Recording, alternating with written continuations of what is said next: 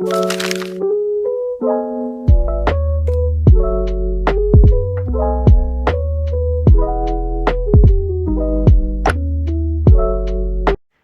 beautiful people, and welcome to my first vlog of 2023. I really hope that you guys are doing well. The clip that you are watching right now belongs to the night of my birthday, which is also the last night of 2022. Starting with some hydration, I decided to write down my gratitude for the year and setting intentions for 2023. A small tip here: whenever you are feeling down, just practice gratitude. Trust me, it will boost your mood like nothing else.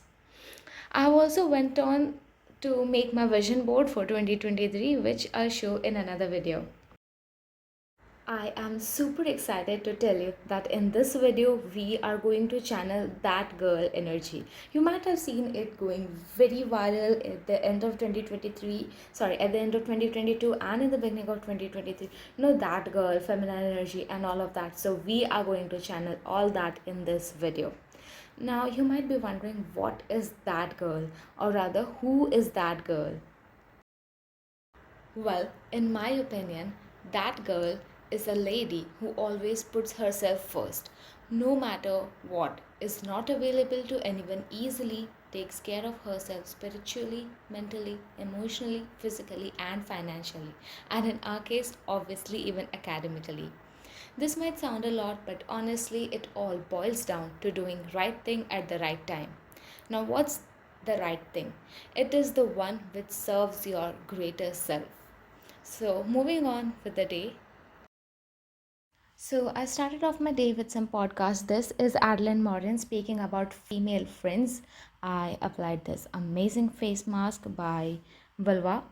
It was given PR, but it turned out really amazing. Wiped off my floor and had some coffee with my birthday cake, obviously. I love the beaten coffee. This is how it looked when I poured milk, but hadn't shaked it yet. I listened to this amazing podcast, The One Person Habits Successful People Use to Manifest Anything. It is an amazing podcast, but honestly, the title is a little bit bluff or deceiving because in this one, they actually talk about creating a foundation for yourself. That is how you can overcome and achieve certain things, etc. And here they are interviewing Leo Babachua, who is the author of the best selling book and which I am currently reading, The Zen Life. During the interview, the Zen master Leo Babauta was asked about what are the three things that he wished if he had started earlier in his 20s. And these are the three things or three tips that he gave all of us. First is meditation. That is, he said if he had discovered meditation earlier or if he had started meditation earlier, it would have really helped him a lot more. Second is self reflection. That is, of 5 minutes at the end of the day, you sit down and talk what you have learned about yourself today. Not about life, not about education and all that, but about yourself. And third thing that he talked about was having a belief that there is more to life, there is more to you, having a greater vision of a bigger version of yourself throughout the day, and not having limiting beliefs that I'm supposed to be here, I'm supposed to be there. Nothing like that. Always have a greater vision, greater version of yourself, because life is too short to be limited to anything.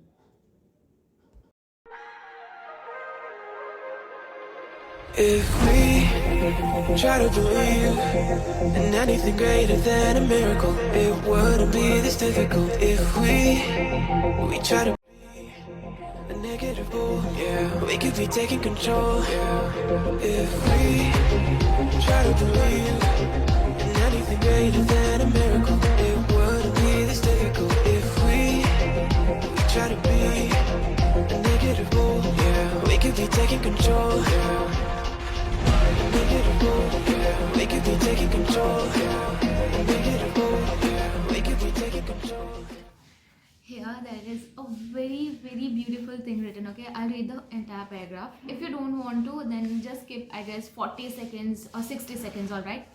So he went into a seminar. The author Darren Hardy went into a seminar when he was 18, and the speaker asked, what percentage of shared responsibility do you have in making a relationship work? He was a teenager so wise in ways of true love. So of course he answered all. He had all the answers. 50-50, he blurted out. It was so obvious. Both people must be willing to share the responsibility evenly, or someone's getting ripped off. 41 by 59, someone yelled, arguing that you would have to be willing to do more than the other person. Aren't relationships built on self sacrifice and generosity? Another one yelled 80-20. The instructor turned to the aisle and wrote 110 on the paper in big black letters. You have to be willing to give 100% with zero expectation of receiving anything in return, he said. Only when you are willing to take 100% responsibility for making the relationship work will it work. Otherwise, a relationship left to chance will always be vulnerable to disaster. This is so beautiful. There's one more amazing thing, continuation of this thing. He quickly understood how this concept of taking or owning the 100% uh, could transform every area of his life. If he always took 100% responsibility for everything that he experienced, completely owning to all of his choices and all of the ways he responds to whatever happened to him, he held the power. Everything was up to him. I was responsible for everything I did, didn't do, or how I responded to what was done to me. I'll repeat that. He quickly understood how this concept could transform every area of his life. If I always took 100% responsibility for everything that he experienced, completely owning to all of my choices and all the ways I respond to whatever happened to me, I held the power. This is very beautiful. Everything was up to me. I was responsible for everything I did, didn't do, or how I responded to what was done to me.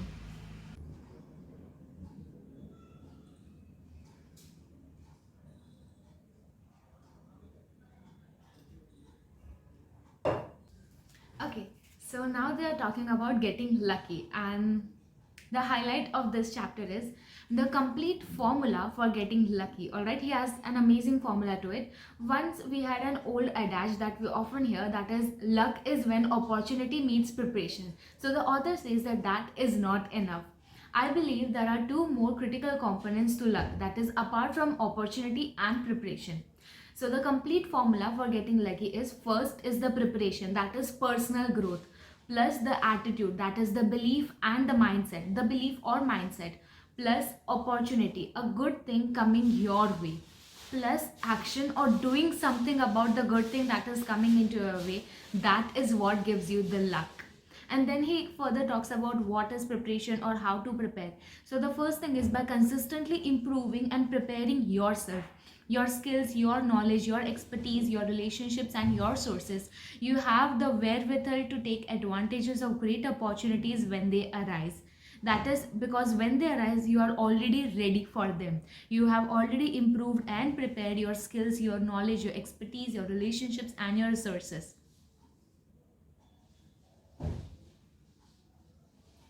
Then the second thing is attitude. Okay.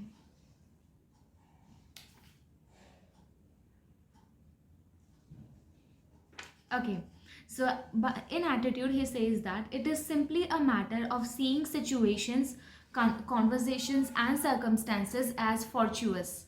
You cannot see what you don't look for, and you cannot look for what you don't believe in. This is so beautiful. This is kind of like manifestation, that when you're looking for something, when you believe in something, you always find it. So it is like having always a positive attitude. It is simply a matter of seeing situations, conversations, circumstances as fortuitous. Always, while preparing, always looking after, or always having this belief, or you look after that I would like to have this opportunity, or all I am doing all this for this kind of opportunity. So having that belief, that mindset, that is attitude. For opportunity, he says that,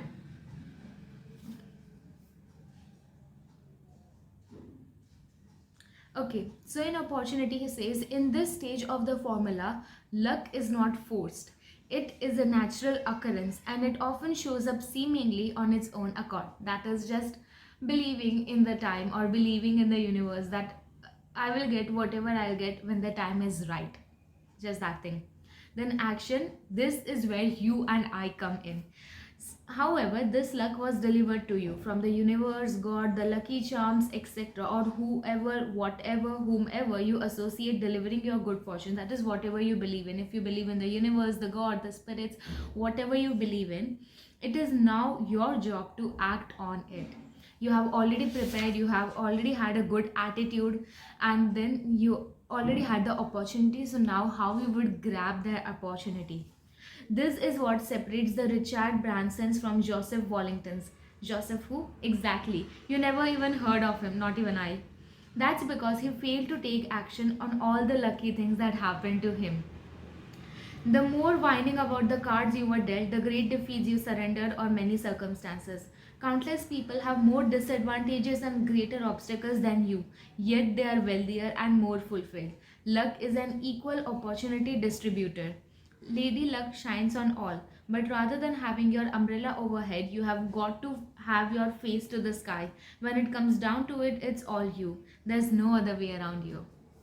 This is beautiful.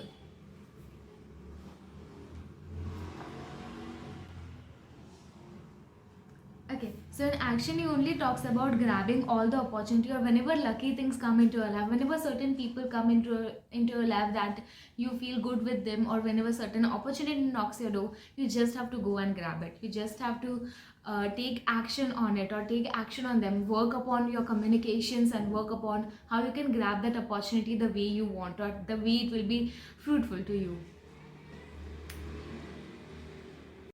And so on and so forth. Honestly, the book has so much to talk about, but we would limit it here. So that's what I did for my nails that day, followed by changing this thumbnail. In this video, I'm answering 73 questions, Vogue edition, and it is inspired by the Khurana Sisters podcast. Do watch it because it is also my birthday video. And these are all the 73 questions that I had answered in the video.